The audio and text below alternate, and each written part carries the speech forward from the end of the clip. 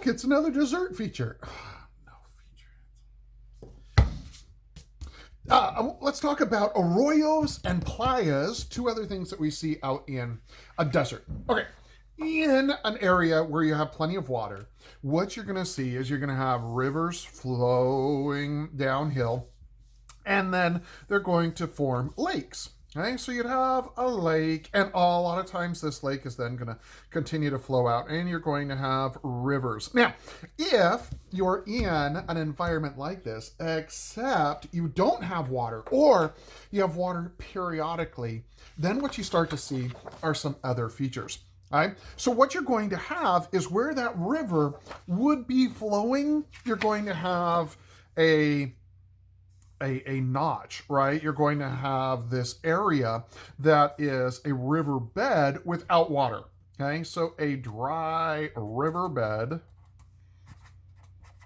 right? Because the water comes, it floods, it goes all the way through, but then the water goes away and you don't have constant water. So you have this dry riverbed.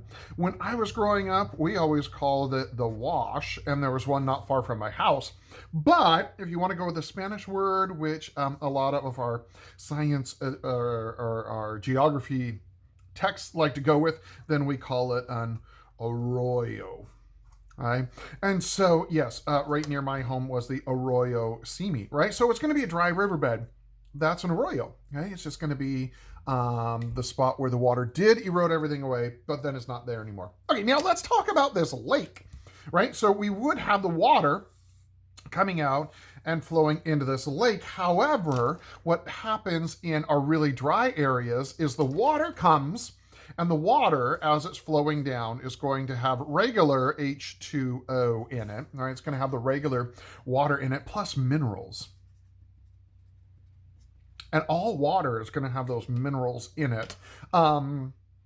Especially water that's flowing through rivers, even in the tap in your house, that water has that. Now, what happens is this water is going to be coming down, and the water evaporates away.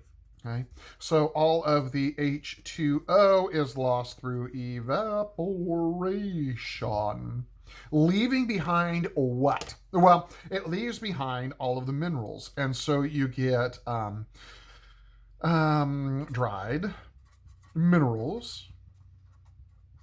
Okay, sometimes we call those salt flats. Okay. And for some reason, playa in Spanish actually means beach, but we call these guys the playa.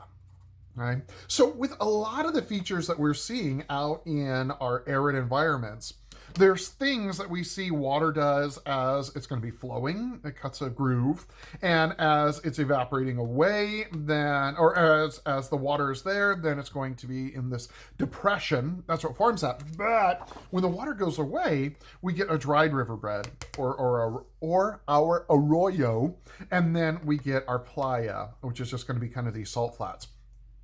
If you ever get the chance to drive out towards Salt Lake, between Nevada and Salt Lake, huge salt flats out there, the Bonneville salt flats, and they're kind of cool places. And that is going to be how we get our arroyos and our playas.